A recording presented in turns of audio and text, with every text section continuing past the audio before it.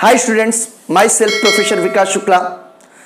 आज मैं आपको केमिकल काइनेटिक्स का सेकेंड लेक्चर पढ़ाने जा रहा हूं। मैंने आपको अपने प्रीवियस वीडियो लेक्चर में बताया कि केमिकल काइनेटिक्स किसको कहते हैं। केमिकल काइनेटिक्स में हम लोग रेट ऑफ केमिकल रिएक्शंस के बारे में पढ़ते हैं। रेट ऑफ केमिकल रिएक्शन के बेस पर मैंने आपको बताया था कि तीन तरीके के केमिकल रिएक्शंस होते हैं: first chemical reaction, slow chemical reaction और average rate of chemical reaction. हमारे सिलेबस में average rate of chemical reaction के बारे में है। इसके बाद मैंने आपको पढ़ाया था कि रेट ऑफ रिएक्शन भी दो तरीके का होता है। एक एवरेज रेट ऑफ रिएक्शन होता है, दूसरा इंस्टेंटेनियस रेट ऑफ रिएक्शन होगा। और हमारे सिलेबस में जब रेट ऑफ रिएक्शन की बात कर रहे हैं तो इंस्टेंटेनियस रेट ऑफ रिएक्शन है। ये दोनों चीज़ों के बारे में मैंने आपको डिटेल में बताया था, दोनों में क्या डिफरेंस होता है, ये सारी बातें बताई थी। अगर आपने मेरा प्रीवियस वीडियो लेक्चर मिस किया है तो आप जरूर देखिए। आज के वीडियो लेक्चर में मैं आपको बताऊंगा ऐसे फैक्टर्स के बारे में जो केमिकल रिएक्शन के रेट को अफेक्ट करते हैं। साथ ही साथ रेट ऑफ केमिकल रिएक्शन पर मैं आपको डिफरेंट टाइप के न्यूमेरिकल्स सिखाऊंगा और आप देखोगे कि ये न्यूमेरिकल्स कितने इजी वे में आप कर सकते हो, एकदम सोते सोते जगते जगते जो आप कर सकते हो। तो आइए आज का वीडियो लेक्चर हम लोग शुरू करते हैं, factors affecting the rate of reaction.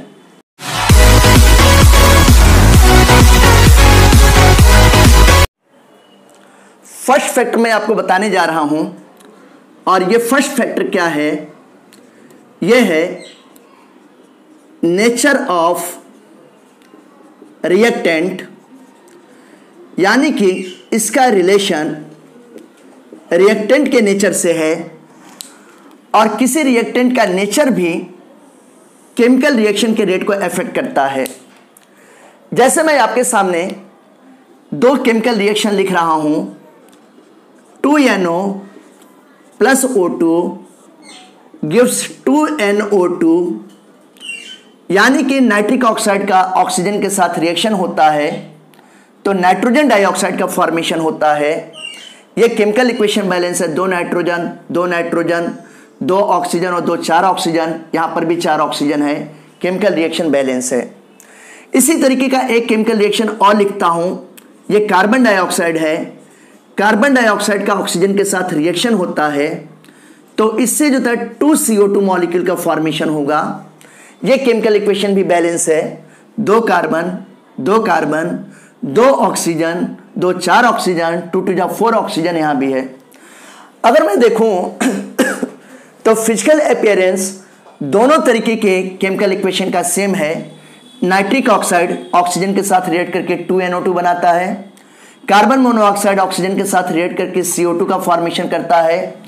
Compounds की जो एटोमिसिटी सेम है। यहाँ पे प्रोडक्ट में देखिए जो नाइट्रोजन और दो ऑक्सीजन मतलब ट्राई एटॉमिक मॉलिक्यूल है। कार्बन दो ऑक्सीजन, ये भी ट्राई एटॉमिक मॉलिक्यूल है। तो जो प्रोडक्ट बन रहा है उस प्रोडक्ट का नेचर बिल्कुल सेम है। प्रोडक्ट के नेचर में कहीं कोई डिफरेंस नहीं है बेटा, ये बात आप ध्यान दीजिएगा। अब अगर मैं बात करता हूं तो इन दोनों रिएक्शंस में देखने से बाहर से तो एक जैसे लग रहे हैं, लेकिन ये जो प्रीवियस रिएक्शन है, पहला वाला रिएक्शन है बेटा, उसके रिएक्शन का रेट फास्ट है जबकि इसके रिएक्शन का रेट स्लो है। तो ऐसा क्या होगा कि रिएक्शन देखने में एक जैसा लग रहा है, दोनों सब्सटेंस ऑक्सीजन के साथ रिएक्ट कर रहे हैं, लेकिन एक रिएक्शन फास्ट रिएक्शन है और दूसरा रिएक्शन स्लो रिएक्शन है। इसके पीछे रीजन क्या है? तो रीजन आप देखोगे कि केमिकल रिएक्शन का रेट इस बात पे डिपेंड करता है, नेचर ऑफ रिएक्टेंट पे डिपेंड करता है। अगर इस नाइट्रोजन और ऑक्सीजन के बीच का बॉन्ड जो है जितनी जल्दी टूटेगा, जितना कम एनर्जी देने पे टूटेगा और जितनी जल्दी जो नया बॉन्ड बनेगा, यानी कि हीट एनर्जी इवॉल्व होगा, तो ऐसी कंडीशन में इसका रेट फास्ट होगा। अगर हम लोग कार्बन मोनोऑक्साइड की बात करते हैं तो कार्बन मोनोऑक्साइड में जो कार्बन और ऑक्सीजन की बॉन्ड को ब्रेक करने में ज्यादा एनर्जी लगता है, अधिक एनर्जी लगती है। साथ ही साथ जो ऑक्सीजन इसके साथ जुड़ेगा तो उस ऑक्सीजन के जुड़ने पर हीट एनर्जी कम इवॉल्व होगी, यानी कि एक्सोथर्मिक प्रोसेस कम होगी, तो जिसकी वजह से इसका रेट कैसा होगा? स्लो होगा। एक बार फिर से आप समझिएगा, अगर दो केमिकल रिएक्शन में हम लोग कंपेयर करते हैं तो दोनों केमिकल रिएक्शन में एक रिएक्शन का रेट जो है फास्ट है, दूसरे केमिकल रिएक्शन का रेट स्लो है। क्यों स्लो है बेटा? क्योंकि ऊपर वाले केमिकल रिएक्शन में अगर हम लोग देखें तो यहाँ पे बॉन्ड को ब्रेक करने के लिए एनर्जी कम लग रही है, जबकि जब नया बॉन्ड बन रहा है तो वहां पे हीट एनर्जी ज्यादा इवॉल्व हो रही है, यानी कि नया बॉन्ड जो है इजी वे में बन जा रहा है। अगर हम लोग सेकेंड वाले रिएक्शन की बात करते हैं तो यहाँ पे बॉन्ड को ब्रेक करने में एनर्जी ज्यादा लग रही है, हीट एनर्जी ज्यादा एब्जॉर्ब कर रहा है, और जब नया बॉन्ड बन रहा है तो वो हीट एनर्जी कम इवॉल्व हो रहा है। ये बात आप ध्यान रखिएगा। तो मैं यहाँ पे कह सकता हूँ इसके रिएक्शन के रिगार्डिंग कि इस वाले रिएक्शन में आप देखोगे कि यहाँ पर बॉन्ड एनर्जी कम इजिली जो तब ब्रेक हो जा रहा है बॉन्ड, देखिए बॉन्ड इजिली ब्रेक हो जा रहा है, ये बात आप ध्यान रखिएगा। और दूसरी इंपॉर्टेंट बात क्या है कि जो नया बॉन्ड बन रहा है वहां पे हीट एनर्जी अधिक इवॉल्व हो रहा है। तो ये देखिए हीट इवॉल्व मोर या मोर हीट इवॉल्व, ऐसे हम लोग कह सकते हैं। अगर हम दूसरे वाले रिएक्शंस की बात करते हैं तो दूसरे वाले रिएक्शंस में आप देखोगे कि जो बॉन्ड है वो बॉन्ड इजीली ब्रेक नहीं हो रहा है। तो मैं कह सकता हूं कि bond old bond not break easily, और साथ ही साथ जब नया बॉन्ड बनता है तो जो हीट एनर्जी इवॉल्व हो रही है उसका अमाउंट कम है। तो ये देखिए लेसर हीट इवॉल्व, ये लेसर हीट इवॉल्व होता है, लेसर हीट इवॉल्व होता है, ये बात आप ध्यान रखिएगा। तो मैंने आपको पहला वाला फैक्टर बताया। दूसरा फैक्टर मैं आपको बताना चाहता हूं, जो सेकंड फैक्टर है जो केमिकल रिएक्शन के रेट को इफेक्ट करता है वो है कंसंट्रेशन ऑफ रिएक्टेंट। तो आइए सेकंड फैक्टर के बारे में हम लोग पढ़ते हैं। कंसंट्रेशन ऑफ रिएक्टेंट, किसी रिएक्टेंट का कंसंट्रेशन ये कैसे केमिकल रिएक्शन के रेट को इफेक्ट करता है, इसके बारे में हम लोग पढ़ेंगे। अगर हम लोग कंसंट्रेशन ऑफ रिएक्टेंट के बारे में देखें तो कोई भी केमिकल रिएक्शन है, उस केमिकल रिएक्शन में रिएक्टेंट का अगर कंसंट्रेशन बढ़ेगा तो ऐसी कंडीशन में रिएक्टेंट मॉलिक्यूल के बीच में कोलिजन बढ़ जाएगा। अगर कोलिजन बढ़ेगा तो जाहिर सी बात है कि नंबर ऑफ इफेक्टिव कोलिजन भी बढ़ेंगे, जिसकी वजह से प्रोडक्ट का फॉर्मेशन का रेट बढ़ जाएगा, रेट ऑफ रिएक्शन बढ़ जाएगा। तो ये बात आप सीधे सीधे ध्यान रखिएगा कि जो रेट ऑफ रिएक्शन होता है, किसी भी केमिकल रिएक्शन का जो रेट होगा वो रेट डायरेक्टली किस पे डिपेंड करता है? ये डायरेक्टली डिपेंड करता है कंसंट्रेशन ऑफ रिएक्टेंट पे डिपेंड करता है। अगर कोई रिएक्टेंट सब्सटेंस है और उस रिएक्टेंट सब्सटेंस का कंसंट्रेशन बढ़ने पर उनके बीच में कोलिजन बढ़ जाएगा। कोलिजन का मतलब आपस में टक्कर बढ़ जाएगा। जब आपस में टक्कर बढ़ जाएगा, कोलिजन बढ़ जाएगा, तो नंबर ऑफ इफेक्टिव कोलिजन भी बढ़ेंगे, और नंबर ऑफ इफेक्टिव कोलिजन के बढ़ने की वजह से प्रोडक्ट का फॉर्मेशन बढ़ जाएगा, यानी कि रेट ऑफ रिएक्शन बढ़ेगा। ये बात आप ध्यान रखिएगा। तो देखिए ये मैंने आपको रिलेशन बताया, बहुत इजी वे में, कुछ आपको लिखने की जरूरत नहीं है, ठीक है। फिर इसी तरीके से अगर मैं बात करता हूं, थर्ड फैक्टर की बात करता हूं, साइज ऑफ रिएक्टेंट। ये जरा समझिएगा, ये size of reactant capital letter में लिख देता हूं, साइज ऑफ रिएक्टेंट। ये रिएक्टेंट का साइज कैसे जो तक रेट ऑफ केमिकल रिएक्शन को इफेक्ट करेगा, जरा इसके बारे में हम लोग देखें। अगर रिएक्टेंट या कोई सॉलिड कैटालिस्ट है, रिएक्टेंट या कोई सॉलिड कैटालिस्ट है, अगर उसका साइज छोटा है तो उसका सरफेस एरिया भी अधिक होगा, और सरफेस एरिया बढ़ने पर रेट ऑफ केमिकल रिएक्शन बढ़ जाता है। यानी कि अगर मैं रिलेशन से सीधे सीधे आपको बताऊं तो ये देखिए रेट ऑफ रिएक्शन, इसका अगर आप देखोगे तो surface area of solid reactant या कैटालिस्ट से सीधे रिलेशन होता है। ये देखिए surface area of solid reactant, या हम लोग कह सकते हैं कैटालिस्ट, अगर कोई प्रेजेंट है तो कैटालिस्ट को भी ले सकते हैं। तो अगर सरफेस एरिया सॉलिड रिएक्टेंट या कैटालिस्ट की अधिक होगी तो रेट ऑफ रिएक्शन भी अधिक होगा, दोनों के बीच में डायरेक्ट रिलेशनशिप है। और सरफेस एरिया का आप देखोगे तो साइज ऑफ सॉलिड रिएक्टेंट या सॉलिड कैटालिस्ट के साथ इनवर्सली रिलेशनशिप होता है। ये देखिए साइज ऑफ सॉलिड रिएक्टेंट, ये देखिए रिएक्टेंट मैंने लिखा, और कैटलिस्ट, इसके साथ इनवर्सली रिलेशनशिप है। यानी कि अगर साइज छोटा है तो सरफेस एरिया बढ़ जाएगा, और सरफेस एरिया बढ़ेगा तो रेट ऑफ रिएक्शन भी बढ़ जाएगा। जैसे आपने देखा है कि किसी केमिकल रिएक्शंस में अगर finely divided iron catalyst present है, finely divided platinum catalyst present है, तो ऐसी कंडीशन में रेट ऑफ केमिकल रिएक्शन बढ़ जाता है, केमिकल रिएक्शन इजीली जल्दी कंप्लीट होता है। बात आई समझ में? क्यों होता है? क्योंकि रेट ऑफ केमिकल रिएक्शन बढ़ जाएगा। साइज छोटा हुआ तो सरफेस एरिया बढ़ा, सरफेस एरिया बढ़ने पर रेट ऑफ केमिकल रिएक्शन बढ़ जाएगा। तो आप देख रहे हो कि इनके साथ जो है यहाँ पर सरफेस एरिया के साथ डायरेक्ट रिलेशनशिप है, और अगर साइज की बात करते हैं तो इसका इनवर्सली रिलेशनशिप है। ये बातें भी आपको समझ में आ गई होंगे। ये मैंने आपको 3 फैक्टर बताया। अब मैं आपको 4th फैक्टर के बारे में बताने जा रहा हूं। ये 4th फैक्टर आप समझिएगा। 4th फैक्टर के बारे में बताने जा रहा हूं। ये 4th फैक्टर है प्रेजेंस ऑफ कैटलिस्ट। किसी कैटलिस्ट के प्रेजेंट होने पर, प्रेजेंस ऑफ कैटलिस्ट, ये देखिए 4th फैक्टर मैं आपको बताने जा रहा हूं, और ये है प्रेजेंस ऑफ कैटलिस्ट। अगर हम लोग किसी सॉलिड कैटलिस्ट की बात करते हैं या कोई भी कैटलिस्ट हो उसकी बात करते हैं, तो कैटलिस्ट के प्रेजेंट होने पर रेट ऑफ केमिकल रिएक्शन बढ़ जाता है। क्यों रेट ऑफ केमिकल रिएक्शन बढ़ जाता है? क्योंकि कैटलिस्ट रिएक्टेंट के एक्टिवेशन एनर्जी को कम कर देता है। अगर रिएक्टेंट का एक्टिवेशन एनर्जी कम हो जाएगा, यानी कि उसको एक्टिवेट होने के लिए कम एनर्जी की जरूरत पड़ेगी, उसको रिएक्शन में पार्टिसिपेट करने के लिए कम एनर्जी की जरूरत पड़ेगी, तो ऐसी कंडीशंस में आप देखोगे रेट ऑफ केमिकल रिएक्शन बढ़ जाएगा। तो ये देखिए, आप हम ऐसे कह सकते हैं कि रेट ऑफ रिएक्शन ये डायरेक्टली डिपेंड करता है बेटा प्रेजेंस ऑफ कैटलिस्ट पर, प्रेजेंस ऑफ कैटलिस्ट। और अगर जो तक कैटलिस्ट प्रेजेंट है तो ऐसी कंडीशन में रिएक्शन की एक्टिवेशन एनर्जी की वैल्यू कम हो जाती है।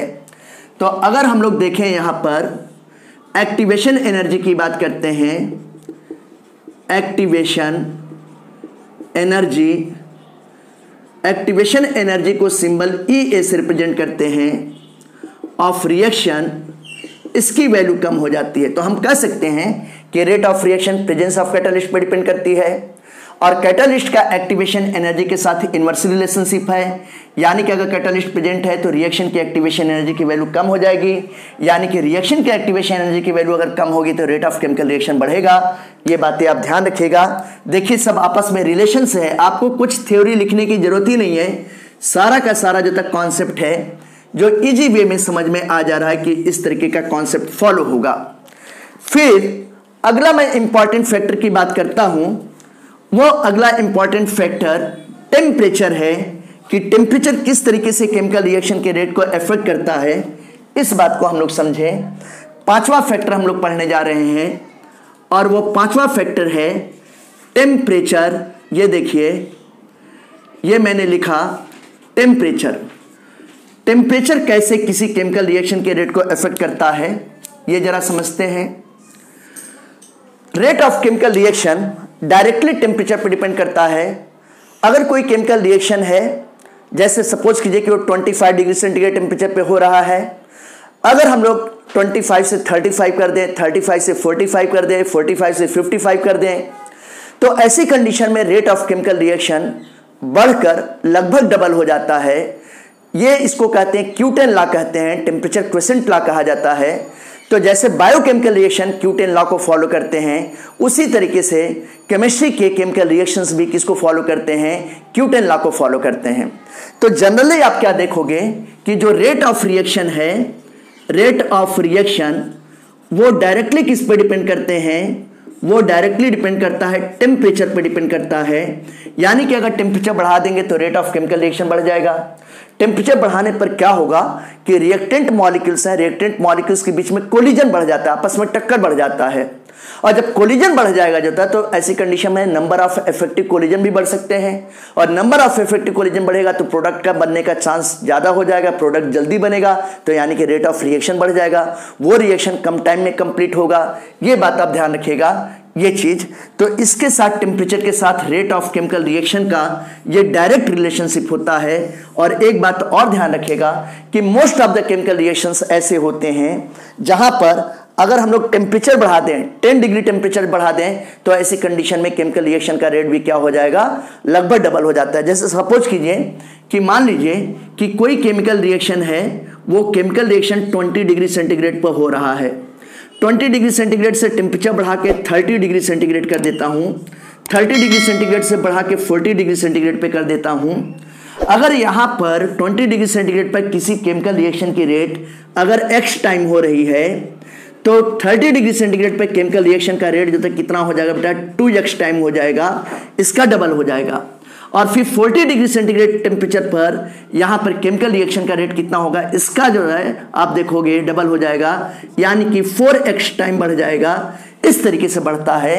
यानी कि आपने क्या देखा कि 20 से लेके 30 के बीच में जो था 10 डिग्री का डिफरेंस है, 30 से लेके 40 के बीच में कितने का डिफरेंस है, 10 डिग्री का डिफरेंस है। तो हर एक 10 डिग्री टेम्परेचर डिफरेंस पर रेट ऑफ केमिकल रिएक्शन लगभग डबल बढ़ जाया करता है। ये बात आप ध्यान रखिएगा। और ये चीजें नीट के स्टूडेंट्स आप लोगों ने पढ़ा हुआ है बॉटनी में, किसमें, फोटोसिंथेसिस में, रेस्पिरेशन में भी पढ़ा है कि यहां पर भी Q10 लॉ फॉलो होता है। और हर एक 10 डिग्री टेम्परेचर बढ़ने पर क्या होगा, बायोकेमिकल रिएक्शन की रेट लगभग डबल हो जाती है। और सेम फिनोमेना यहां पे भी काम करता है। ये बात आप ध्यान रखिएगा। अब मैं आपको सबसे लास्ट वाला फैक्टर बताने जा रहा हूं, और वो सबसे लास्ट फैक्टर क्या है, ये last factor presence of light है, लाइट का प्रेजेंस। अब ये लाइट का प्रेजेंस किस तरीके से केमिकल रिएक्शन को इफेक्ट करता है।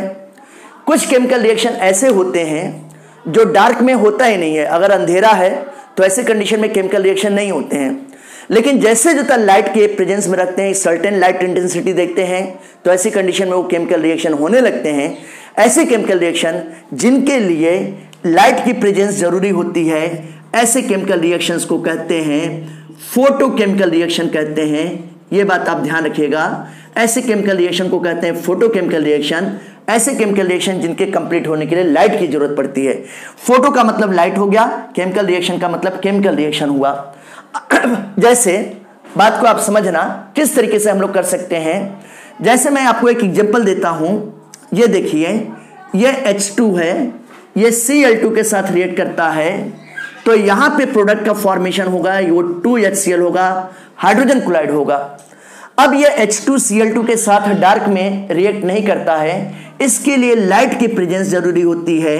ये लाइट की प्रेजेंस में होता है, इसलिए ऐसे केमिकल रिएक्शन को हम लोग क्या बोलते हैं, फोटोकेमिकल रिएक्शन कहते हैं। इस तरीके से मैंने आपको 6 डिफरेंट फैक्टर्स के बारे में बताया जो केमिकल रिएक्शन के रेट को अफेक्ट करते हैं। अब इसके बाद मैं आपको रेट ऑफ रिएक्शन के ऊपर डिफरेंट न्यूमेरिकल बताने जा रहा हूं, और आप ये देखिएगा न्यूमेरिकल कि कितने इजी वे में, कितनी आसानी से आप कर सकते हो, बहुत इजी है। ठीक है, तो आइए अब न्यूमेरिकल चलते हैं, न्यूमेरिकल करेंगे हम लोग। स्टूडेंट्स, रेट ऑफ रिएक्शन के ऊपर मैंने एक क्वेश्चन लिखा हुआ है, क्वेश्चन नंबर 1 है। इस क्वेश्चन में लिखा है कि express the following reaction in term of different reactant and product. Equation दिया है कि 4NH3 plus 5O2 gives 4NO plus 6H2O। अब इस क्वेश्चन में दिया गया है कि if the rate of formation of NO, इस NO का फॉर्मेशन का रेट 3.6 इंटू 10⁻³ दिया गया है, मोल पर लीटर पर सेकेंड। यूनिट बहुत इंपॉर्टेंट है। मोल पर लीटर का पर सेकेंड का मतलब क्या हुआ कि कंसंट्रेशन पर टाइम, कंसंट्रेशन पर टाइम इंटरवल ऐसे होता है, इसका मतलब ये हुआ। अब ये कहा गया कि calculate the rate of disappearance of ammonia.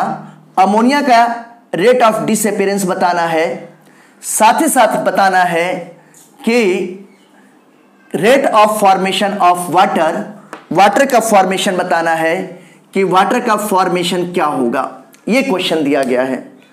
देखिए ये क्वेश्चन कितने इजी तरीके से सॉल्व हो जाता है। अगर इस क्वेश्चन को मैं सॉल्व करता हूं, यहां पे मैंने लिखा सॉल्व, तो आप पहले पूरे केमिकल रिएक्शन का रेट ऑफ रिएक्शन लिख लीजिए।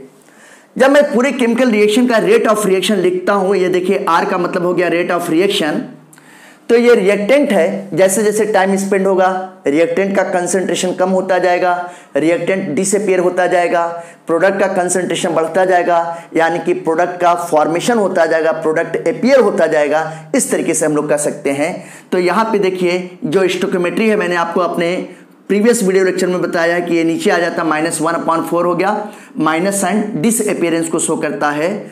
फिर देखिए DNH3 यानी कि change in concentration of ammonia, ये हमेशा इंस्टेंटेनियस रेट के टर्म में रिप्रेजेंट करते हैं, और divided by DT salt time interval को कहते हैं, इक्वल टू यहाँ पे -1/5 हो गया into change in concentration of O2 divided by DT कहेंगे, माइनस साइन डिसअपीयरेंस को शो करता है ऑक्सीजन के।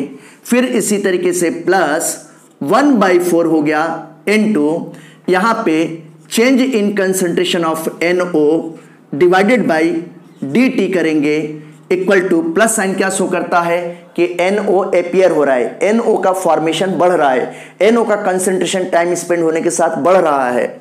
फिर यहाँ पे आप देखो +1/6 हो गया इनटू कंसंट्रेशन ऑफ H2O हो गया, H2O का कंसंट्रेशन डिवाइडेड बाय DT करेंगे।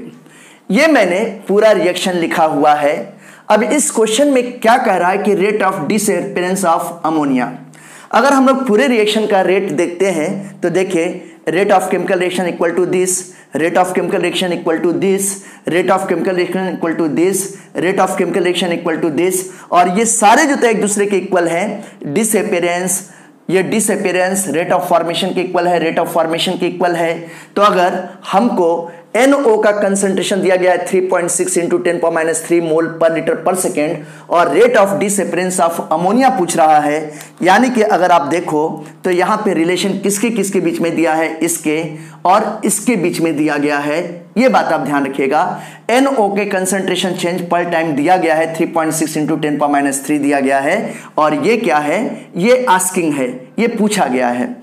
अब देखिए कितने इजी तरीके से हम लोग क्वेश्चन को कर सकते हैं। मैं क्वेश्चन का फर्स्ट पार्ट लेता हूं, ये देखिए -1/4 into change in concentration of ammonia divided by salt time interval DT equal to क्या हो जाएगा, अब इसको हम लोग लिखेंगे +1/4 हो गया into change in concentration of NO divided by यहाँ पे DT। अब दोस्तों आपको यह समझना है कि कंसंट्रेशन को मोल पर लीटर के टर्म में रिप्रेजेंट करते हैं, और यहां पे टाइम है, टाइम को मिनट, सेकेंड और क्वेश्चन की जो भी लैंग्वेज दिया हो उसके टर्म में रिप्रेजेंट करते हैं। तो यहां पे आप देखिए कि 3.6 × 10⁻³ और मोल पर लीटर ये हो गया कंसंट्रेशन, और टाइम भी दिया गया है, यानी कि इस पूरे की वैल्यू दी गई है बेटा, इस पूरे की वैल्यू दी गई है। अब अगर इसको हम लोग सॉल्व करते हैं तो ये जो 4 है और ये 4 ये कैंसिल हो जाएगा बेटा। अब ये जब कैंसिल हो जाएगा तो ऐसी कंडीशंस में आप क्या देखोगे, ये नेगेटिव और पॉजिटिव साइन ये सिर्फ रिप्रेजेंट करता है कि ये डिसअपीयर हो रहा है और ये क्या हो रहा है, अपीयर हो रहा है, बस यही रिप्रेजेंट करता है, याद रखिएगा।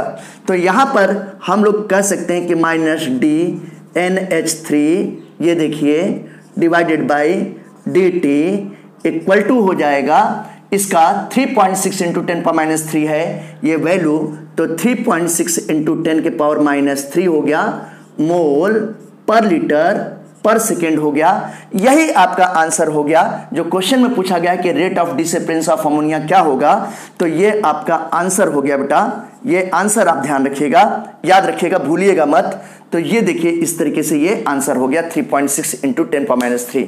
आपने देखा कितने इजी वे से क्वेश्चन ये सॉल्व हो गया।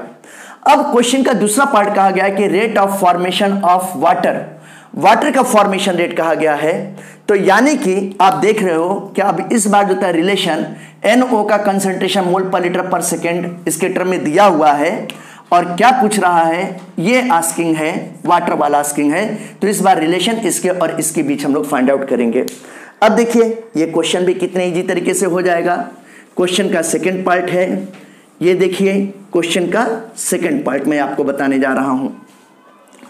अगर इस क्वेश्चन के सेकंड पार्ट की हम लोग बात करते हैं यहां पर, तो मैंने आपको क्या बोला कि अब रिलेशन इनके और इनके बीच में होगा। क्वेश्चन में पूछा गया कि rate of formation of water, तो rate of formation of water this quantity is equal to the this quantity.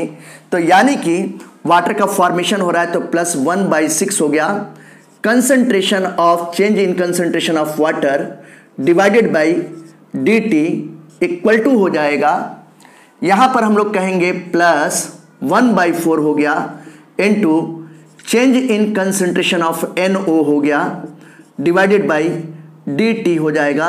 ये बात ध्यान रखिएगा। अब अगर मैं इसमें देखूं तो ये 1/6 है और ये 1/4 है। अगर ये सिंप्लीफाई हो पाता है तो कर लेते हैं सिंप्लीफाई, नहीं हो पाएगा तो कोई बात नहीं है, या आप सीधे जो है क्या करोगे, क्रॉस मल्टीप्लाई कर सकते हो यहां पर। तो आइए मैं सीधे क्रॉस मल्टीप्लाई कर देता हूं। ये जो 6 है, ये 6 कहां पे आ जाएगा, यहां पर हो जाएगा। तो अगर क्वेश्चन के अगले पार्ट की हम लोग बात करते हैं तो plus change in concentration of water divided by small change in concentration equal two plus 6/4 हो जाएगा। ये देखिए 6/4 हो गया इनटू, अब यहां पर NO का कंसंट्रेशन पर टाइम क्या दिया गया है, 3.6 इंटू 10⁻³ तो ये देखिए 3.6 इंटू 10⁻³ मोल पर लीटर पर सेकेंड दिया गया है। अब अगर इसकी बात करता हूं तो ये देखिए 2 2 जा 4, 2 3 जा 6 हो गया। ये बात आई समझ में। अब अगर इसको मैं करता हूं तो ये देखिए 2 1 जा 2 और ये 3.6 है, यानी कि ये 1 पॉइंट कितना हो गया, 8 हो गया। अब 1.8 में 3 का अगर हम लोग मल्टीप्लाई करेंगे तो ये वैल्यू कितनी हो जाएगी, ये 5.4 इंटू 10⁻³ मोल पर लीटर पर सेकेंड आया। तो आपने देखा कि यही आंसर हो गया बेटा, it is the answer for the formation of water के फॉर्मेशन के लिए, और यूनिट मोल पर लीटर पर सेकेंड रहेगी 5.4 इंटू 10⁻³। तो इस तरीके से मैंने आपको फर्स्ट क्वेश्चन बताया, देखिए कितने इजी वे में हो गया। अब मैं आपको सेकंड क्वेश्चन बताने जा रहा हूं, यह क्वेश्चन भी इसी तरीके से बेस्ड होगा। अब दोस्तों आपके सामने सेकंड क्वेश्चन है, यह भी रेट ऑफ केमिकल रिएक्शन के ऊपर क्वेश्चन है। इस क्वेश्चन में कहा गया कि the reaction 2N2O5 gives 4NO2 plus O2, nitrogen pentoxide का डिकम्पोजिशन होता है, इससे नाइट्रोजन डाइऑक्साइड और ऑक्सीजन बन रहा है। Was studied in a close vessel, इसलिए क्लोज कंटेनर में हो रहा है, इसलिए केमिकल रिएक्शन रिवर्सिबल है। Was found to that concentration of NO2, ये जो NO2 का कंसंट्रेशन है ये इंक्रीज होता है, कितना इंक्रीज होता है, 2.0 इंटू 10⁻² मोल पर लीटर। ये मोल पर लीटर कंसंट्रेशन दिया गया है और किसमें इंक्रीज होने में कितना समय लगता है, 5 सेकेंड का समय लगता है। यानी कि 2.0 इंटू 10⁻² में अगर 5 से डिवाइड कर दें तो मोल पर लीटर पर सेकेंड आ जाएगा, यानी कि change in concentration divided by time की वैल्यू आ जाएगी। तो कैलकुलेट रेट ऑफ रिएक्शन कहा गया है, साथ ही साथ जाता है rate of change of concentration of N2O5। तो इस क्वेश्चन को भी बिल्कुल उसी तरीके से हम लोग करेंगे। और अगर क्वेश्चन के फर्स्ट पार्ट को हम लोग करते हैं जो है रेट ऑफ रिएक्शन, तो देखिए रेट ऑफ रिएक्शन कैसे फाइंड आउट कर सकते हैं। जैसे ये रेट ऑफ रिएक्शन हम लोग लिखते हैं इस रिएक्शन के लिए, तो रिएक्टेंट का कंसंट्रेशन कम होता जाएगा, प्रोडक्ट का कंसंट्रेशन बढ़ता जाएगा।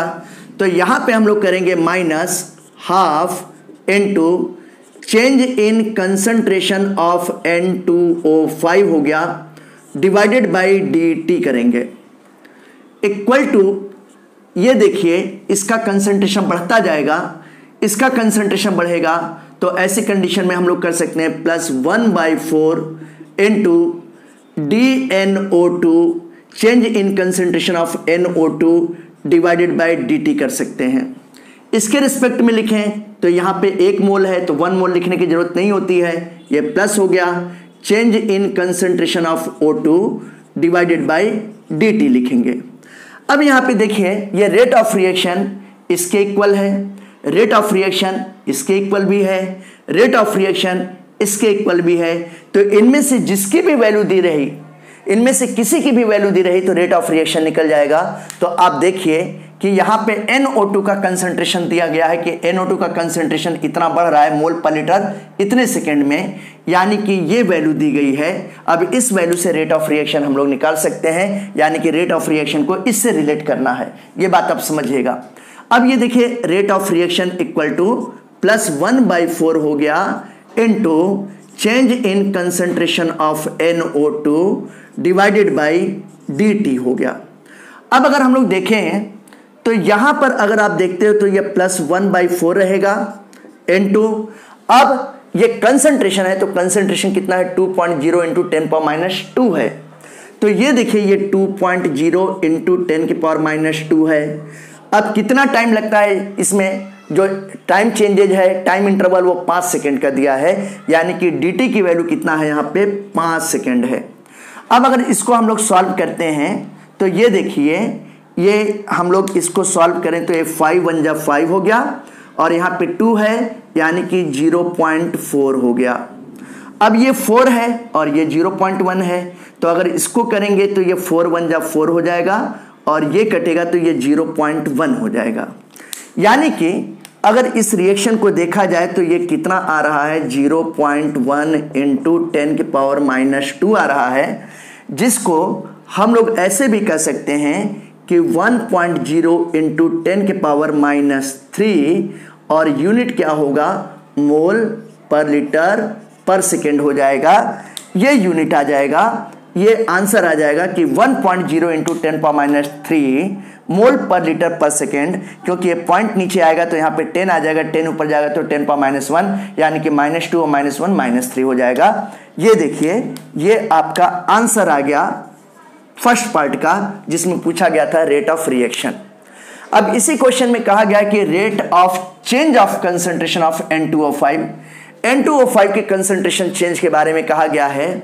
तो अब हम लोग इसको रेट ऑफ रिएक्शन से भी रिलेट कर सकते हैं, या इसको हम लोग इस वैल्यू से NO2 के कंसंट्रेशन के रिस्पेक्ट में भी कर सकते हैं, क्योंकि दोनों के इक्वल है। तो आप किसी भी तरीके से करोगे आंसर बिल्कुल सेम आएगा। तो अब आइए क्वेश्चन का हम लोग सेकेंड पार्ट करते हैं। आइए क्वेश्चन के सेकेंड पार्ट को करते हैं, कैसे करेंगे देखिएगा। अगर हम लोग क्वेश्चन के सेकेंड पार्ट को करें तो ये देखिए क्वेश्चन का सेकेंड पार्ट बहुत इजी तरीके से हो जा रहा है। इसमें पूछा गया है क्वेश्चन में कि rate of change of concentration of N2O5, यानी कि इसको बताना है। तो इसको हम लोग रेट ऑफ रिएक्शन कितना आया है 1 इंटू 10⁻³ उससे भी रिलेट कर सकते हैं, क्योंकि उसके इक्वल है। और ये वैल्यू बेटा change in concentration of NO2 से भी रिलेट कर सकते हैं, क्योंकि दोनों के इक्वल है, ध्यान रखिएगा। तो मैं इसके साथ रिलेशन बताने जा रहा हूं।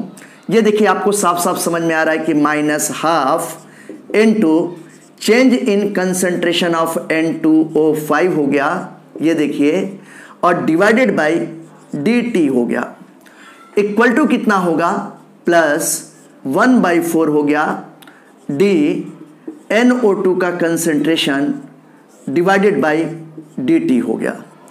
अब अगर हम लोग यहाँ पे देखें तो ये 2 है, ये 4 है, क्रॉस मल्टीप्लाई होगा तो 2 यहाँ पे आ जाएगा, या आप डायरेक्टली यहीं पे कैंसिल कर सकते हो, 2 1 जा 2, 2 2 जा 4, एक ही बात है। अब अगर हम लोग इसको करते हैं तो ये देखिए मैं क्रॉस मल्टीप्लाई ही कर देता हूँ, वहीं पे सिंप्लीफाई कर लूँगा। Change in concentration of N2O5 divided by dt equal to, यहाँ पर ये क्या हो रहा है डिसअपीयर हो रहा है तो माइनस साइन में लगा रहा हूँ, प्लस यहाँ पे देखिए 2 का क्रॉस मल्टीप्लाई हो गया तो 2/4 हो जाएगा इनटू, अब इसका कंसंट्रेशन कितना है 2 इंटू 10⁻²। इस कंसंट्रेशन चेंज में 5 सेकेंड का टाइम लगता है, तो मैं यहाँ पे कर रहा हूँ 2 इंटू 10⁻² डिवाइडेड बाई ये 5 हो गया। अब इसको अगर हम लोग करें तो देखिएगा ध्यान से, 2 1 जा 2, 2 2 जा 4, ये 2 और ये 2 कैंसिल हो गया। अब ये 1/5 आया, अगर 1/5 को अगर हम लोग करेंगे तो कितना आएगा 0.2 इंटू 10⁻²। ये देखिए ये आ गया 0.2 इंटू 10⁻², या इसी को हम लोग कह सकते हैं 2.0 इंटू 10⁻³ मोल पर लीटर पर सेकेंड, ये आपका आंसर आ गया। याद रखिएगा साइंटिफिक नोटेशन में लिखा है। साइंटिफिक नोटेशन का मतलब डेसिमल के पहले एक नॉन जीरो डिजिट लिखिए। ये देखिए साइंटिफिक नोटेशन में लिखा 2.0 इंटू 10⁻³, ये आपका आंसर आ गया। इस तरीके से आपने देखा कि सेकेंड क्वेश्चन भी कितने इजी वे में आ गया, कुछ क्वेश्चन में स्ट्रेस ही नहीं देना है। अब हम लोग थर्ड क्वेश्चन चलेंगे। आइए थर्ड क्वेश्चन की तरफ चलते हैं। थर्ड क्वेश्चन देखें कि किस तरीके से solve. Now students, I am going to tell you the third question of rate of chemical reaction. इस केमिकल रिएक्शन में, इस क्वेश्चन में आप देखोगे कि यहां पे दिया गया कि for the decomposition of N2O5 at 20 degree centigrade, temperature दिया गया है 200 डिग्री सेंटीग्रेड पर रिएक्शन हो रहा है। N2O5 gives N2O4 plus half O2 if the initial pressure is, शुरू में ये चूंकि गैसेस रिएक्शन है, ये भी गैस है, ये भी गैस है, ऑक्सीजन भी गैस होता है आप जानते हो। तो शुरू में दिया गया है कि इनिशियल प्रेशर कितना है 114 mm है, 114 mm है। एंड आफ्टर 25 मिनट, और 25 मिनट के बाद रिएक्शन होने के बाद total pressure of gases mixture is 133 mm। ये जो टोटल प्रेशर है 25 मिनट के बाद, ये टोटल प्रेशर कितना है, ये टोटल प्रेशर दिया गया 133 mm। तो कहा गया कि calculate the average rate of reaction, atmosphere पर मिनट के टर्म में निकालना है और मोल पर लीटर पर सेकेंड के टर्म में निकालना है। ये क्वेश्चन है, ये बात ध्यान रखिएगा। फिर से क्वेश्चन को देखिए। एक कोई केमिकल रिएक्शन है, वो 200 डिग्री सेंटीग्रेड पे हो रही है और ये chemical reaction N2O5 gives N2O4 plus half O2। इस केमिकल रिएक्शन में इनिशियल प्रेशर N2O5 का 114 mm दिया गया है और 25 मिनट के बाद टोटल प्रेशर गैसेस मिक्सचर का 133 mm हो जाता है टोटल प्रेशर। तो एवरेज रेट ऑफ रिएक्शन पूछा गया है एटमॉस्फेयर पर मिनट के टर्म में और मोल पर लीटर पर सेकेंड के टर्म में। यह एक ऐसा क्वेश्चन है जिसमें केमिकल इक्विलिब्रियम का कॉन्सेप्ट अप्लाई हो रहा है। अगर आपको केमिकल इक्विलिब्रियम का कॉन्सेप्ट क्लियर है तो आप इस क्वेश्चन को बहुत इजी तरीके से कर सकते हैं। तो आइए क्वेश्चन का मैं फर्स्ट पार्ट कैरी करता हूं, क्वेश्चन का फर्स्ट पार्ट कैरी करता हूं। ध्यान दीजिएगा, इस क्वेश्चन में आप देखें तो ये दिया गया है कि N2O5 दिया गया है, it gives N2O4 plus half O2, ये प्रोडक्ट बना रहा है। सारे के सारे गैस हैं, ये भी गैस है, ये भी गैस है, ऑक्सीजन भी गैस है। यहां पे प्रेशर दिया गया है इनिशियल प्रेशर 114 mm। तो अगर मैं इनिशियल प्रेशर की बात करता हूं, ये देखिए, अगर मैं इनिशियल प्रेशर की बात करता हूं तो इनिशियल प्रेशर किसका होगा, केवल रिएक्टेंट का होगा। ये दिया गया है 114 mm दिया गया है, मिलीमीटर दिया गया है। तो N2O4 ये बना ही नहीं है क्योंकि ये इनिशियल प्रेशर हो गया, तो अभी N2O4 और O2 बना नहीं है। अगर ये बना नहीं है तो इसका जीरो होगा, इसका जीरो होगा प्रेशर। लेकिन आफ्टर 25 मिनट, अगर हम लोग 25 मिनट के बाद देखते हैं तो 25 मिनट के बाद जो तक क्या देखेंगे कि इसका प्रेशर कुछ कम होगा और इसका प्रेशर बढ़ेगा। ठीक है ना। अब ये प्रेशर कितना कम हो रहा है ये क्वेश्चन में नहीं दिया गया है। तो जैसे हम लोग बोल देते हैं कि ये 1 मोल है, तो 1 मोल के लिए जो है जो इसका प्रेशर डिक्रीज हो रहा है P, स्मॉल p मान लेते हैं। इसका 1 मोल है तो इसका 1 मोल से जो है प्रेशर स्मॉल p डिक्रीज हो रहा है, तो इसके 1 मोल के लिए P बनेगा और इसके हाफ मोल के लिए हाफ P बनेगा। समझ में आया। अब ये देखिए 1 मोल के लिए मैं मान लेता हूं कि इसमें 1 मोल से प्रेशर में जो कमी आ रही है 114 माइनस P mm हो गया और इसका कितना हो रहा है, ये P मान लेते हैं मिलीमीटर में ही है और P ये मिलीमीटर में है। ये बात आप ध्यान रखिए। अब अगर हम लोग देखते हैं टोटल प्रेशर, ये देखिए total pressure of gases mixture. अगर गैसेस मिक्सचर का टोटल प्रेशर देखें तो इस टोटल प्रेशर का मतलब क्या हुआ कि रिएक्टेंट और प्रोडक्ट का टोटल प्रेशर कितना हुआ, सबका सम। तो रिएक्टेंट का N2O5 का अगर आप देखते हो तो 114 माइनस पी होता है, ये दिखाई दे रहा है। और प्रोडक्ट में N2O4 है और हाफ O2 है, तो इसका कितना है, एक बात और ध्यान रखिएगा कि हाफ O2 है तो इसका P/2 हो जाएगा, क्योंकि हाफ मोल है ना, एक मोल के लिए P होगा तो हाफ मोल के लिए P/2 हो जाएगा। तो यहाँ पे P प्लस P/2 करेंगे। अब अगर हम लोग देखें तो ये माइनस P और ये प्लस P जो था ये तो जीरो हो गया, कैंसिल हो गया। अब कितना बचा, 114 प्लस P हाफ बचा। और टोटल प्रेशर जो था क्या दिया गया है क्वेश्चन में, 133 mm दिया गया है। तो ये देखिए 133 इक्वल टू 114 प्लस P/2 हो गया। अब अगर इसको हम लोग सॉल्व करें तो किस तरीके से जो तक कर सकते हैं, यहां पे हम लोग कह सकते हैं कि P/2 इक्वल टू 133 माइनस 114 हो गया। यानी कि अगर इसको हम लोग देखें तो 13 में से 4 गए, ये कितना हो जाएगा, अगर 13 में से जो तक 4 जाएगा तो ये कितना हो जाएगा, 9 हो जाएगा। फिर अगर आप देखो यहाँ पे 10 हुआ, 10 में से 3 गए जो तक कितना हो जाएगा, सॉरी यहाँ पे, फिर यहाँ पे जो था 12 होगा, सॉरी 2 में से 1 गए जो थे कितना, 13 में से 4 गए 9 हो जाएगा। फिर यहाँ पे आप देखोगे कि 2 बचेगा, 2 में से 1 गए कितना हो जाएगा, 1 हो जाएगा, 1 में से 1 गए 0 हो गया। अब अगर इसको हम लोग सॉल्व करते हैं तो ये कितना आ रहा है, ये P/2 इक्वल टू 19 आ रहा है। यानी कि इसी को हम लोग कह सकते हैं कि P इक्वल टू कितना हो गया, ये 30 mm हो गया, मिलीमीटर हो गया। ये P की वैल्यू आई, ये प्रेशर, कितना प्रेशर कम हो रहा है यहाँ पर, इसके एक मोल से 38 mm कम हो रहा है। ये बात आप ध्यान रखिएगा, कितना कम हो रहा है, 38 mm कम हो रहा है। देखिए फिर से इस क्वेश्चन को मैं समझाता हूं। Reaction N2O4 gives N2O4 plus half O2। तो यहाँ पे इनिशियल प्रेशर 114 mm दिया गया है, यहाँ पर 0 होगा इनिशियल प्रेशर। अब 25 मिनट के बाद अगर मान लेते हैं कि इसके एक मोल से जो है इसके प्रेशर में कमी P आ रही है, तो इसके एक मोल के लिए P बनेगा और इसके हाफ मोल के लिए P/2 बनेगा। अगर हम लोग total pressure of gases mixture देखते हैं तो ये कितना हो जाएगा, 114, सबको हम लोग ऐड करेंगे, 114 माइनस P प्लस P/2, तो ये P और ये P कैंसिल हो जाएगा बेटा, देखिए तो 114 प्लस P/2 होगा। अब यहाँ से अगर P जो प्रेशर है, P प्रेशर की वैल्यू निकालेंगे तो कितना होगा, 38 mm। और ये जो था P प्रेशर क्या है कि 25 मिनट के बाद होता है कितना प्रेशर कम हो रहा है, ये इस P की वैल्यू आ गई, ये आपने देखा। अब इस क्वेश्चन में कहा गया है कि average rate of reaction atmosphere पर मिनट, यानी कि ये तो प्रेशर आ गया। अब इस प्रेशर को मिलीमीटर में है तो इसको हम लोग किस में कन्वर्ट करेंगे, एटमॉस्फेयर में कन्वर्ट करेंगे। और 25 मिनट से अगर हम लोग डिवाइड कर देंगे तो ये वैल्यू हम लोगों को पता चल जाएगी। अब आइए देखिए, मैं इसको इरेज करने जा रहा हूं, ये बातें आपको समझ में आ गई होंगी। अब क्वेश्चन के फर्स्ट पार्ट का रिमेनिंग है, ये जरा देखते हैं कि क्या आ रहा है। ये हमारा आया हुआ है P इक्वल टू 38 mm आया हुआ है, ठीक है। अब जरा देख लेते हैं इसको।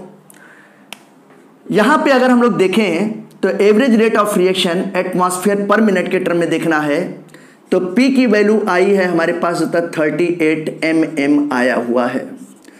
हम सभी को मालूम है कि 760 mm ये किसके इक्वल होता है, 1 एटमॉस्फेयर के इक्वल होता है।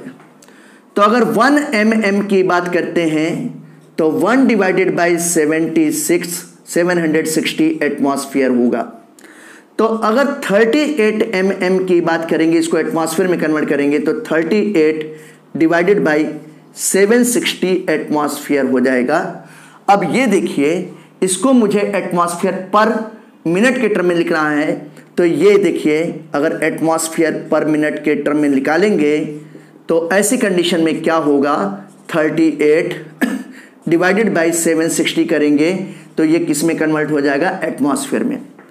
डिवाइडेड बाई यहाँ पे टाइम कितना दिया गया है, टाइम आप देख रहे हो कि 25 है।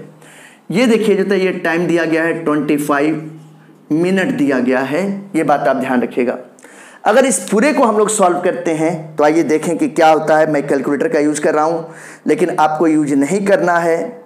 ये देखिए 38 डिवाइडेड बाई 760, ये वैल्यू आ गई यहाँ पे 0.05 में 25 को डिवाइड करेंगे। फिर देखिए ये हम लोग डिवाइड कर रहे हैं 25 से, तो 0.002 आ रहा है, तो ये वैल्यू आ जाएगी 0.002 एटमॉस्फेयर पर मिनट आ गया। ये आपके पहले क्वेश्चन का आंसर आ गया एटमॉस्फेयर पर मिनट के टर्म में।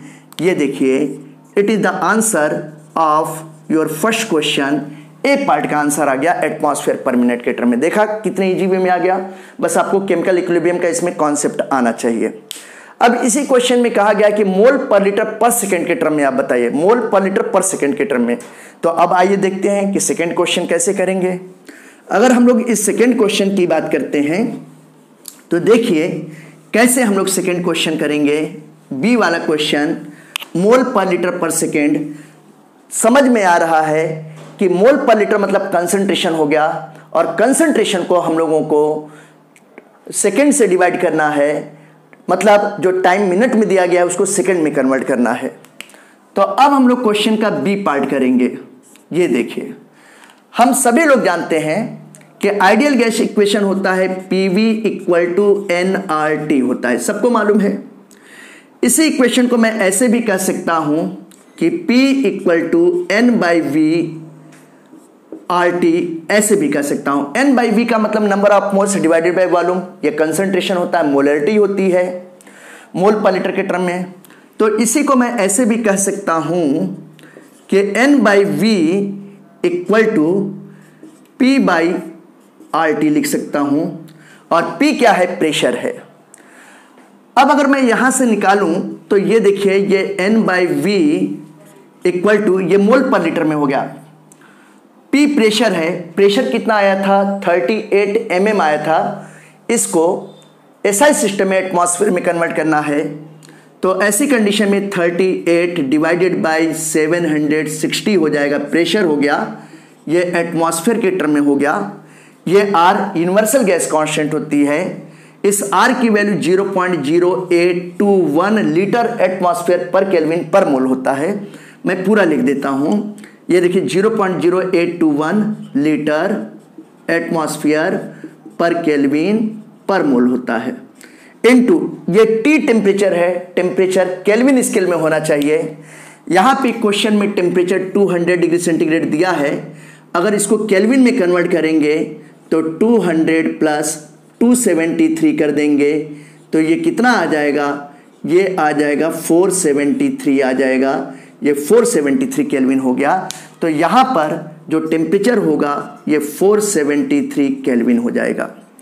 अब इसको जरा हम लोग सॉल्व करें तो देखिए ये कितना आ रहा है, N/V = इसके लिए मैं कैलकुलेटर यूज करता हूं, लेकिन आपको कैलकुलेटर यूज नहीं करना है क्योंकि आपके एग्जाम्स में कैलकुलेटर अलाउ नहीं है, ये बात आप ध्यान रखिएगा, बिल्कुल ध्यान रखिएगा।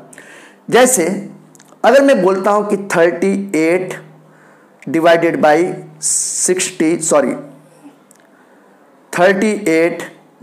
बाई 760 की बात करता हूं तो ये 0.05 आ रहा है, ये आ रहा है 0.05, ये देखिए 0.05 डिवाइडेड बाई 0.082 हो गया इंटू 473 हो गया। अब इसमें मैं डिवाइड कर रहा हूं 0.082 से, तो 0.082, तो ये जब डिवाइड कर रहा हूं तो ऐसी कंडीशंस में आप देखोगे 0.05 डिवाइडेड बाई 0.082, तो 0.609 आ रहा है। ये आप देखोगे ये आ जाएगा 0.609 डिवाइडेड बाई 473 आ गया। अब ये N/V अगर हम लोग देखें तो 0.609 में सब मैं स्टेप वाइज कर रहा हूं, अगर इसमें मैं जो तो डिवाइड कर देता हूं 0.609 में डिवाइडेड बाई 473 से, तो ये आ रहा है 0.00128, 0.00128 आ रहा है। ये आ गया आपका आंसर मोल पर लीटर में आ रहा है। अब इसको कन्वर्ट करना है मोल पर लीटर पर सेकंड में। अब अगर इसको मोल पर लीटर पर सेकंड में जो है कन्वर्ट करना है तो टाइम कितना है 25 मिनट है, और 25 मिनट को 60 से मल्टीप्लाई कर देंगे तो सेकंड आ जाएगा। तो अब आइए इसको हम लोग करते हैं।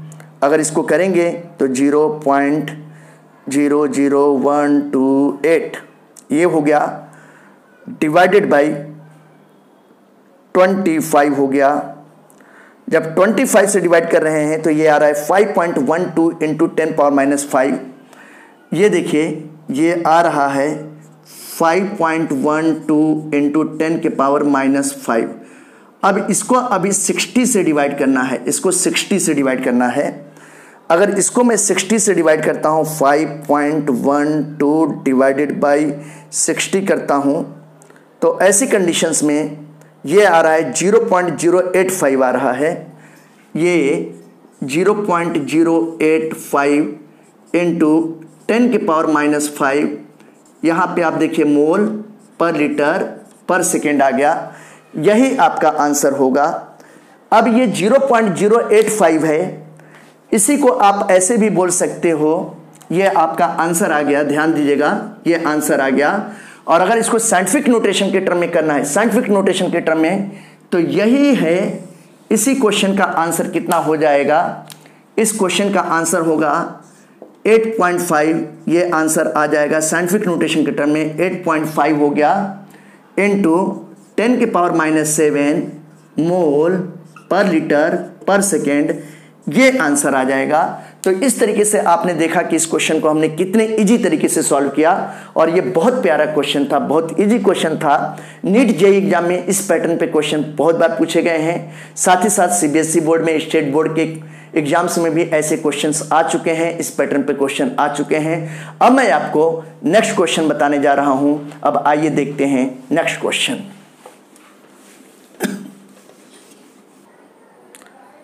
स्टूडेंट्स, अब मैं आपको क्वेश्चन नंबर 4 बताने जा रहा हूं। इस क्वेश्चन को देखें। क्वेश्चन जितना बड़ा दिख रहा है, बहुत ही इजी क्वेश्चन है। क्वेश्चन में कोई दमजान नहीं है।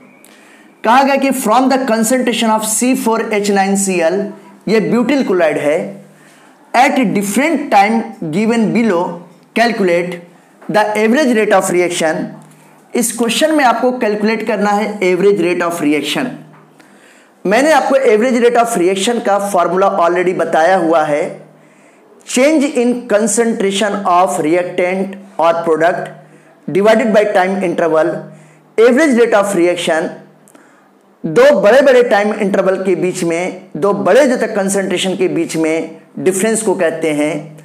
अब ये देखिए रिएक्शन दिया है कि C4H9Cl plus H2O gives C4H9OH plus HCl during different interval of time. यहां पे आप देख रहे हैं कि टाइम दिया गया है पर सेकेंड में, और ये ब्यूटिल क्लोराइड का कंसंट्रेशन मोल पर लीटर में दिया है। अब अगर इस क्वेश्चन में हम लोग देखते हैं तो यहां पर है, जब ये 0 सेकेंड था तो शुरू में इनिशियल कंसंट्रेशन 0.100 है। तो यहां पर हम लोग एवरेज रेट ऑफ रिएक्शन नहीं निकाल सकते हैं, क्योंकि रिएक्शन प्रोसीड ही नहीं हुआ है। ये 0 टाइम इंटरवल है, और यहां पर ब्यूटिल क्लोराइड का कंसंट्रेशन मैक्सिमम है, जितना यहाँ पे दिया गया है मैक्सिमम कंसंट्रेशन है। अब जब 0 से 50 सेकेंड होता है तो कंसंट्रेशन यहाँ पे देखिए डिक्रीज हो गया। फिर 50 से 100 होता है तो कंसंट्रेशन और डिक्रीज हो गया, क्योंकि रिएक्टेंट है। फिर 100 से 150 हो रहा है तो जैसे जैसे टाइम स्पेंड होता जा रहा है वैसे वैसे रिएक्टेंट का कंसंट्रेशन कम होता जाएगा, और आपको डिफरेंट टाइम इंटरवल में रिएक्टेंट का कंसंट्रेशन चेंज ही पूछा गया है, उसके रिस्पेक्ट में एवरेज रेट ऑफ रिएक्शन पूछा गया है। तो ये देखिए ये क्वेश्चन कितने इजी तरीके से मैं सॉल्व करता हूं, आप देखिएगा आपको भी समझ में आ जाएगा। अगर मैं इस क्वेश्चन को सॉल्व करूं तो यहां पर जैसा कि मैंने आपको बताया कि average rate of reaction RAV लिखता हूं, इसका मतलब एवरेज रेट ऑफ रिएक्शन हुआ। तो एवरेज रेट ऑफ रिएक्शन ये रिएक्टेंट के टर्म में है, तो रिएक्टेंट के टर्म में रिएक्टेंट डिसअपीयर होगा तो माइनस साइन से रिप्रेजेंट करेंगे। Change in concentration of reactant हो गया डिवाइडेड बाय डेल टी, और ऑलरेडी मैंने बताया कि ये जो डेल्टा सिंबल होता है ये लार्ज डिफरेंसेस के लिए होता है। लार्ज डिफरेंसेस का मतलब क्या हुआ, जैसे 0 से 50 इसके बीच में देखिए ना 50 सेकेंड का डिफरेंस है ना, 50 से 150, 100 से 150, 50, फिर 150 से 250।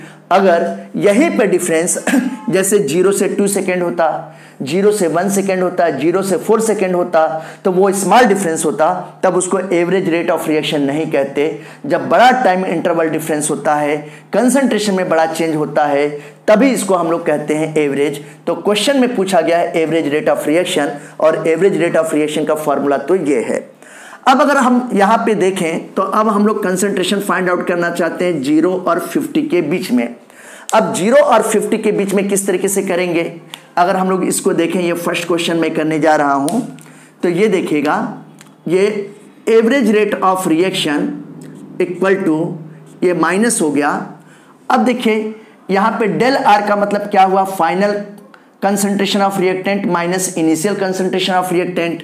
तो यहाँ पे इन दोनों के बीच में फाइनल इसको बोलेंगे और इनिशियल इसको बोलेंगे। तो ऐसी कंडीशन में आप देखो यहाँ पे 0.0905 माइनस 0.100, 0.100 हो गया डिवाइडेड बाई, अब आप देखो यहाँ पर डेल्टा टी की वैल्यू क्या होगी, 50 माइनस 0, क्योंकि T2 माइनस T1 हो जाएगा, यानी कि 50 माइनस 0 हो जाएगा। ये देखिए, अब जब हम इसको सॉल्व करते हैं तो यहाँ पे एवरेज रेट ऑफ रिएक्शन की बात करें तो एवरेज रेट ऑफ रिएक्शन में अगर माइनस साइन का जो तो भीतर मल्टीप्लाई कर देते हैं, तो यहाँ पे देखिए माइनस 0.0905 और माइनस माइनस प्लस हो गया प्लस 0.100। ये देखिए यहाँ पे 1 2 3 4 है, तो यहाँ पे मैं जो था 1 2 3 4 ऐसे कर देता हूँ। अब देखिए हम लोग कैसे कर सकते हैं, डिवाइडेड बाई कितना हो जाएगा, डिवाइडेड बाई 50 हो जाएगा।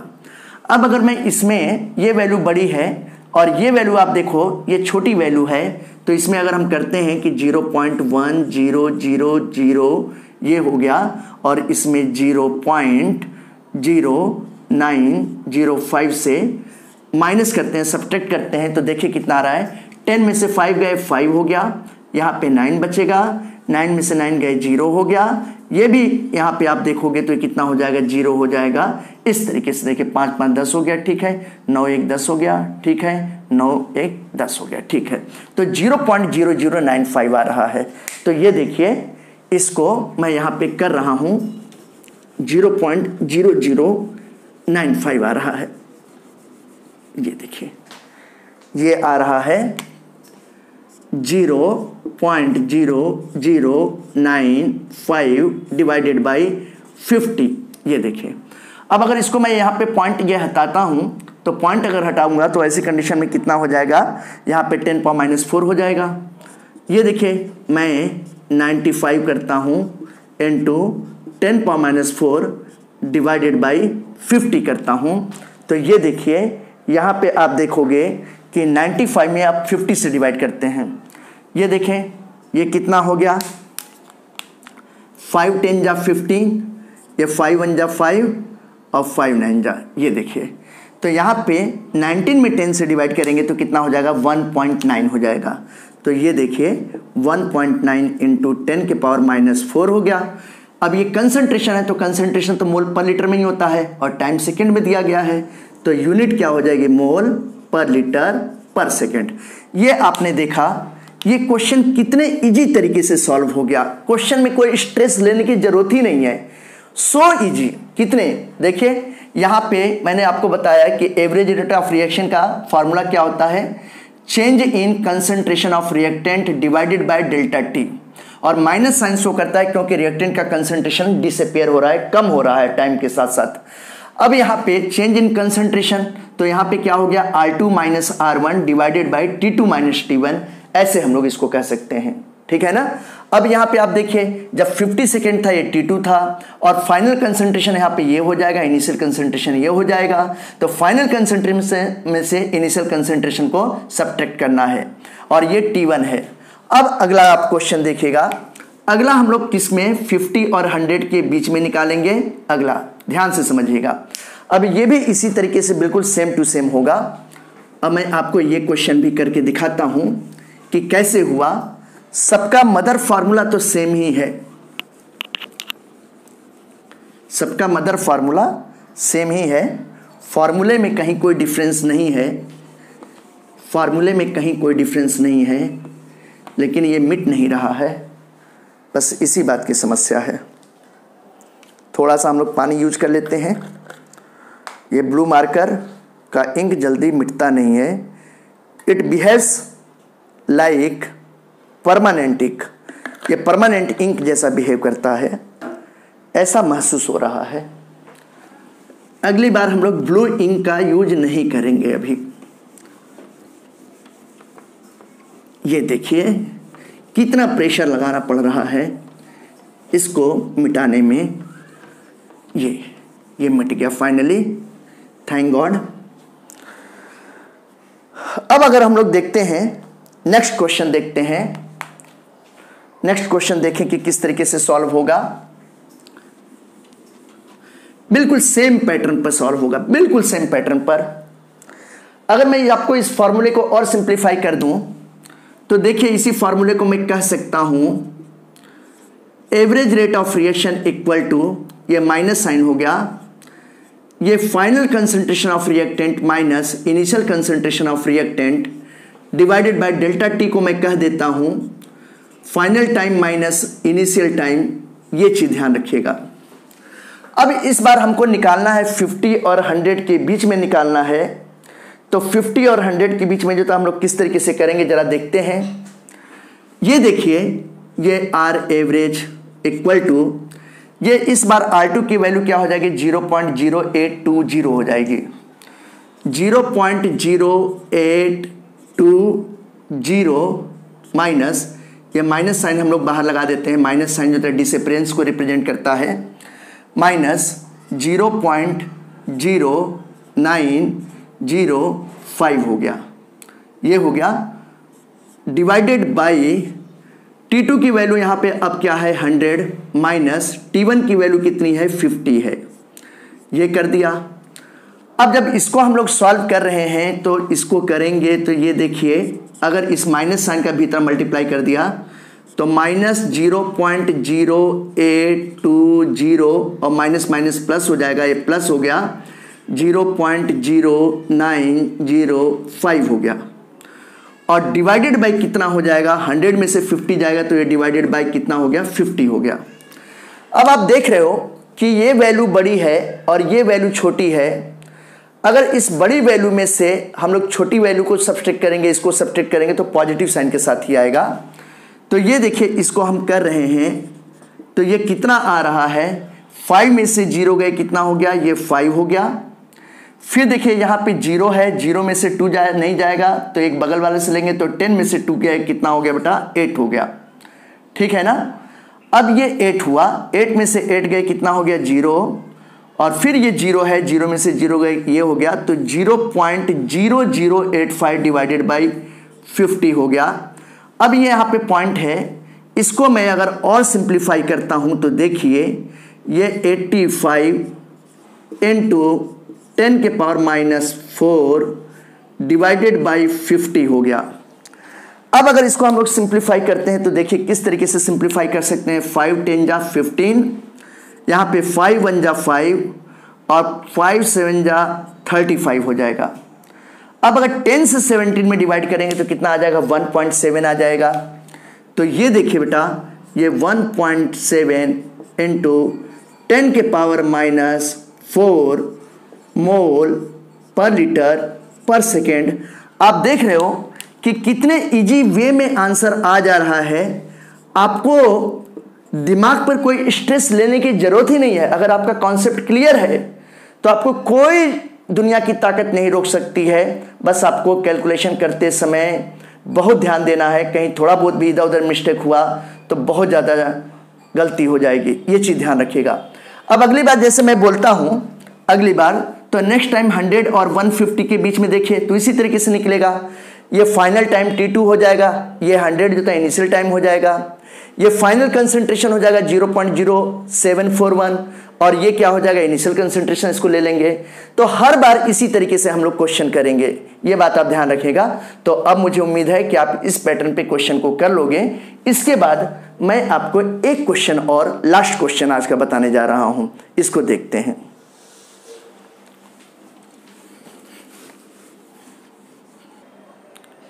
नाउ स्टूडेंट्स, मैं आपको आज का रेट ऑफ रिएक्शन पर लास्ट क्वेश्चन बताने जा रहा हूं, क्वेश्चन नंबर 5। ये क्वेश्चन दिया गया कि the decomposition of N2O5 in CCl4 solution at 318 kelvin has been studied by monitoring the concentration of N2O5 the solution initially the concentration of N2O5। ये देखिए, ये जो इनिशियल कंसंट्रेशन दिया गया है N2O5 का, ये दिया गया है 2.33 मोलर, ये N2O5 का कंसंट्रेशन है। आफ्टर 184 मिनट, ये 184 मिनट दिया गया है, it is reduce to 2.08 molar, यानी कि फाइनल कंसंट्रेशन 2.08 मोलर होता है और इनिशियल कंसंट्रेशन N2O5 का दिया गया है 2.33 मोलर। टाइम दिया गया है 184 मिनट दिया गया है। कह रहा है कि calculate the average rate of reaction calculate कीजिए इन टर्म ऑफ, किसके टर्म निकालना है, अर्स में निकालना है, मिनट्स में निकालना है, सेकेंड में निकालना है। What is the rate of production of NO2, ये जो NO2 बना हुआ है इस रिएक्शन में, इसके प्रोडक्शन का रेट भी बताना है और इसको भी हम लोग मिनट्स में, अर्स में, सेकेंड में, ऐसे हम लोग कैलकुलेट कर सकते हैं। ये देखिए, ये क्वेश्चन केवल हाथी का दांत है, मतलब कहने का मतलब है कि केवल देखने में बड़ा है और ये क्वेश्चन में कोई दमजान नहीं है। अब इस क्वेश्चन को हम लोग देखते हैं कि किस तरीके से करेंगे। इस क्वेश्चन में कहा गया है कि calculate the average rate of reaction in term of hours, minute and second, और किसका निकालना है, N2O5 के रिस्पेक्ट में निकालना है। तो अगर हम लोग एवरेज रेट की बात करें तो यहाँ पे हम लोग देखेंगे, एवरेज रेट अगर निकालते हैं, एवरेज रेट इक्वल टू, ये देखिए, ये माइनस साइन शो करता है N2O5 के डिसअपीयरेंस को, तो half into change in concentration of N2O5 divided by del t. अब इसका मतलब क्या हुआ, इसका मतलब ये हुआ कि N2O5 का final concentration minus initial concentration. तो अगर इसी को सॉल्व करेंगे तो हम लोग कह सकते हैं कि माइनस हाफ इनटू, ये देखिए, initial final concentration of N2O5, ये देखिए N2O5 का ये फाइनल कंसंट्रेशन है, F का मतलब फाइनल, माइनस N2O5 का हम लोग इनिशियल कंसंट्रेशन लेते हैं और डिवाइडेड बाय डेल्टा टी का मतलब क्या हुआ, T2 माइनस T1, यानी कि फाइनल टाइम में से इनिशियल टाइम को सब्ट्रैक्ट करना है। ये बात आप ध्यान रखिएगा। इस क्वेश्चन में अगर आप देखें तो क्वेश्चन में फाइनल वॉल्यूम 184 के बाद होता है, 184 मिनट के बाद 2.08 दिया गया है। तो इसको अगर हम लोग सॉल्व करें तो r average equal to minus half हो गया इनटू, अगर हम लोग यहाँ पे देखें तो इसका कितना दिया गया है, फाइनल 2.08 मोलर दिया गया है।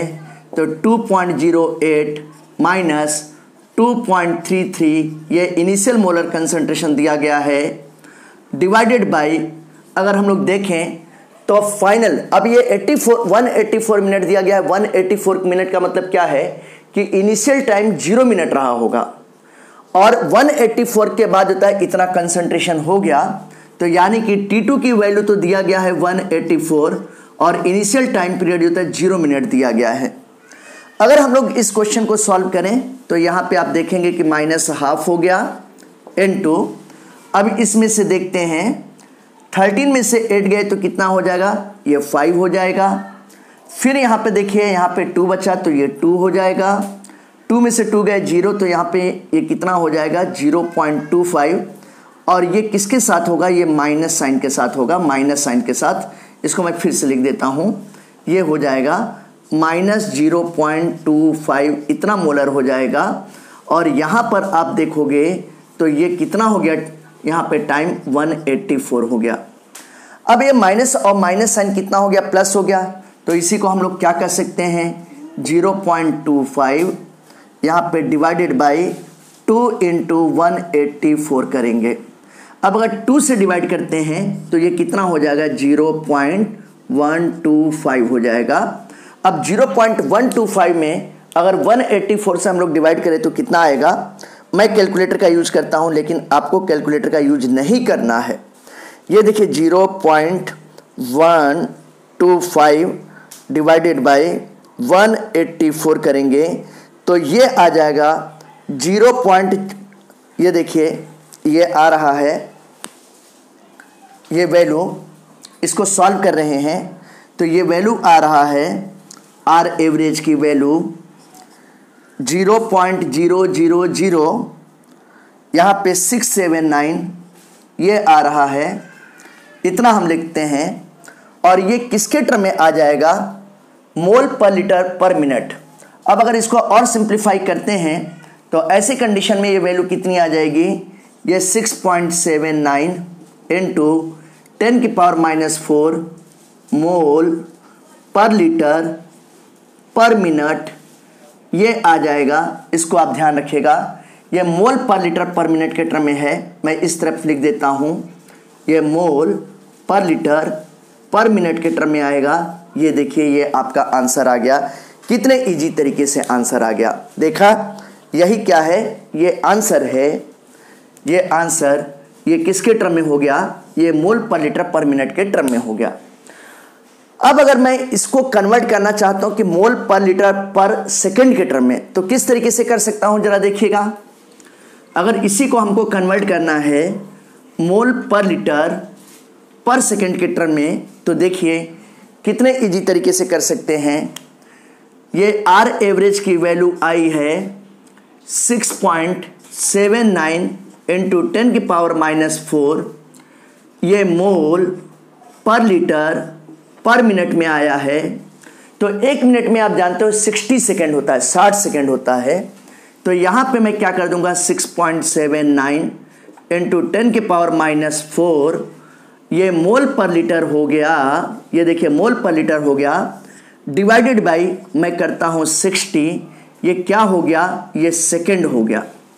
अब अगर इसको सॉल्व कर लें तो सॉल्व करने पे क्या हो जाएगा, अगर 6.79 में देखिएगा 6.79 डिवाइडेड बाई अगर 60 करते हैं तो ये आ जाएगा 0.113, ये 0.113 इंटू 10⁻⁻4 मोल पर लीटर पर सेकेंड आ गया। या इसी को हम लोग कह सकते हैं 1.13 इंटू 10⁻⁵, ये क्या हो गया, मोल पर लीटर पर सेकेंड हो गया। ये आपका आंसर किसके टर्म में आ गया, ये आंसर आ गया आपका सेकेंड में आ गया, मोल पर लीटर पर सेकेंड, जैसा कि क्वेश्चन में पूछा गया है। अब अगर हमको लाना है अर्स के टर्म में लाना है तो कैसे कर सकते हैं, इस बात को आपको समझ में आ गया होगा। अगर हमको अर्स के टर्म में लाना है तो देखिए ये भी बहुत इजी तरीके से हम लोग कर सकते हैं, बहुत ही इजी तरीके से कर सकते हैं। ये आप देख रहे हो कि यहाँ पे एवरेज आया है 6.79 इंटू 10⁻⁻4 मोल पर लीटर पर मिनट। आप जानते हो कि 1 आवर में 60 मिनट होता है, यानी कि 60 मिनट इक्वल टू 1 आवर, तो 1 मिनट इक्वल टू 1/60 आवर हो जाएगा। तो ऐसी कंडीशन में हम लोग क्या कर सकते हैं, इसी में इस वाले में ये r average equal to 6.79 into 10⁻⁻4 हो गया, इंटू 60 से मल्टीप्लाई कर देंगे। अब अगर यहाँ पे 60 से मल्टीप्लाई करते हैं तो देखें कितना आ रहा है। अगर 6.79 में 6.79 इंटू 60 अगर करते हैं तो 407.4 आ रहा है, ये 407.4 आ रहा है इंटू 10⁻⁻4 है। और इसी को अगर हम लोग करना चाहते हैं तो ये कितना हो जाएगा 4.07 इंटू 10⁻⁻², ये मोल पर लीटर पर आवर इसके टर्म में आ जाएगा। ये देखिए, ये आपका आंसर आ गया। ये आंसर किसके टर्म में आ गया? मोल पर लीटर पर आवर के टर्म में ये आ गया। अब इसी तरीके से क्वेश्चन का सेकंड पार्ट दिया गया है कि what is the rate of production of NO2 during this period. तो NO2 का प्रोडक्शन बताना है, NO2 का प्रोडक्शन बताना है। देखिए दोस्तों, कितनी आसानी से हम करते हैं इसको भी। अगर हम यहां पर देखें, एवरेज रेट ऑफ रिएक्शन की बात करते हैं, तो इसके लिए अगर हम लोग एवरेज रेट ऑफ रिएक्शन लिखते हैं, ये देखिए एवरेज रेट ऑफ रिएक्शन, तो इसके लिए -1/2 into change in concentration of N2O5 हो गया डिवाइडेड बाय ΔT हो गया।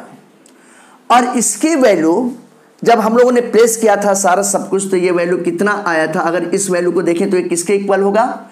ये +1/4 into change in concentration of NO2 divided bye ΔT होगा। ये देखिए, अब यहां पर ये 2 का इधर क्रॉस मल्टीप्लाई होगा, या यहीं पे सिंप्लीफाई कर सकते हैं। 2 1 जा 2, 2 2 जा 4 कर सकते हैं।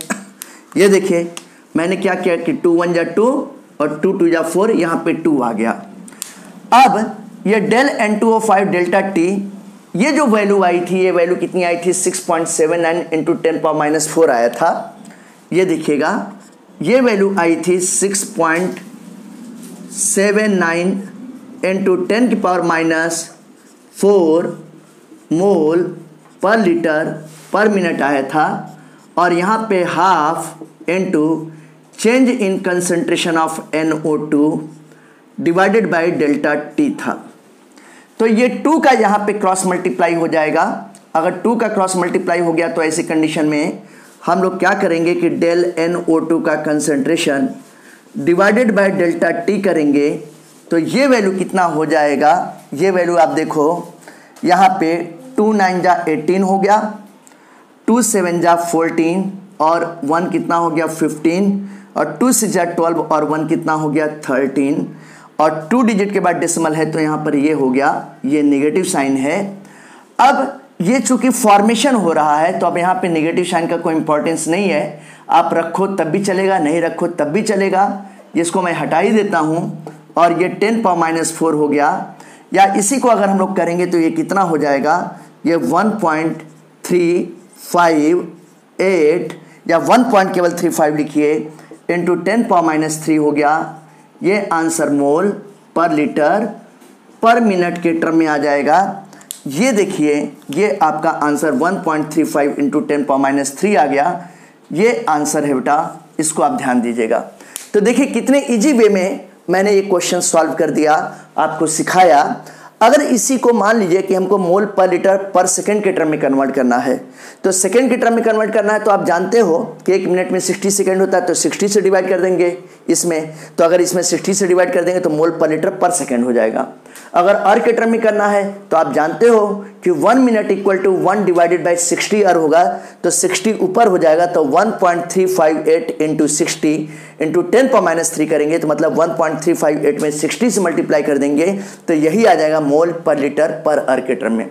इस तरीके से आज की वीडियो लेक्चर में मैंने आपको रेट ऑफ रिएक्शन के बारे में डिफरेंट क्वेश्चंस, डिफरेंट न्यूमेरिकल बताया, और आपने देखा कि हम लोग कितने इजी तरीके से क्वेश्चन को सॉल्व कर सकते हैं। अगर आज का वीडियो लेक्चर आपको समझ में आया हो तो आप मेरे YouTube चैनल ऑर्बिटल वर्ल्ड को सब्सक्राइब कीजिए, शेयर कीजिए, लाइक कीजिए और अपनी पढ़ाई ऑन रखिए। अगर आपको समझ में आता है, मेरा वीडियो लेक्चर समझ में आया, तो आप YouTube के कमेंट बॉक्स में आप अपना रिस्पांस दीजिए। अगर आप कुछ कहना चाहते हैं तब भी रिस्पांस दीजिए। Okay, thank you, keep on.